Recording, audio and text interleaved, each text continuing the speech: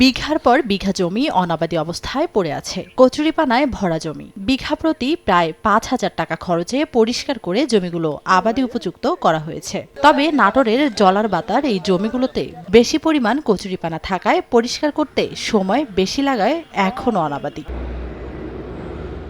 চলনবিলের সিংড়া উপজেলায় বেশ কিছু এলাকার চিত্র এমন। কৃষি বিভাগ জানায় প্রায় ২,১০০ বিঘা জমিতে বোরো মৌসুমে ধান আবাদ করা সম্ভব হয়নি। কৃষকরা বলছেন চলনবিলের খাল ও নদীর গভীরতা না থাকার পাশাপাশি অপরিকল্পিতভাবে রাস্তা ও ভবন নির্মাণ করায় ঠিকমতো পানি নামতে পারে না। এ ব্যাপারে প্রয়োজনীয় পদক্ষেপ নিতে সরকারের কাছে দাবি জানান তারা। বন্ধ হওয়ার জন্য কচুরিপানা আটকে গেছে, আটকে যাওয়ার জন্য এত পানি বাড়ানোর প্রয়োজন নাই। ঘর বাড়ি করে রাখছে তাহলে তো পরিকল্পনার অপরিকল্পিতভাবে করেছে।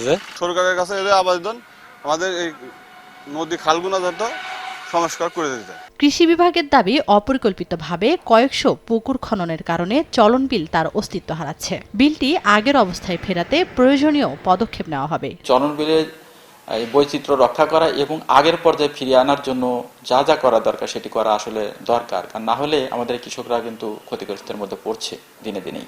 আর পানি উন্নয়ন বোর্ড জানায় বাংলাদেশ হাওর ও জলাভূমি উন্নয়ন অধিদপ্তর হালতি ও চলনবিল নিয়ে ২০২৭ সালের ফেব্রুয়ারির মধ্যে সমীক্ষা প্রতিবেদন জমা দেবে। সে অনুযায়ী কাজ করবে পানি উন্নয়ন বোর্ড। বর্তমানে তাদের সার্ভে এবং অন্যান্য কাজ চলমান আছে। এই স্টাডি রিপোর্ট পাওয়ার পরে স্টাডি রিপোর্টের সুপারিশ অনুযায়ী চলনবিল নিয়ে কাজ বাস্তবায়ন করা হবে। চলনবিলের মধ্যে প্রায় ২২ বর্গ কিলোমিটার সিংড়া উপজেলায়। সময় সংবাদ, নাটোর।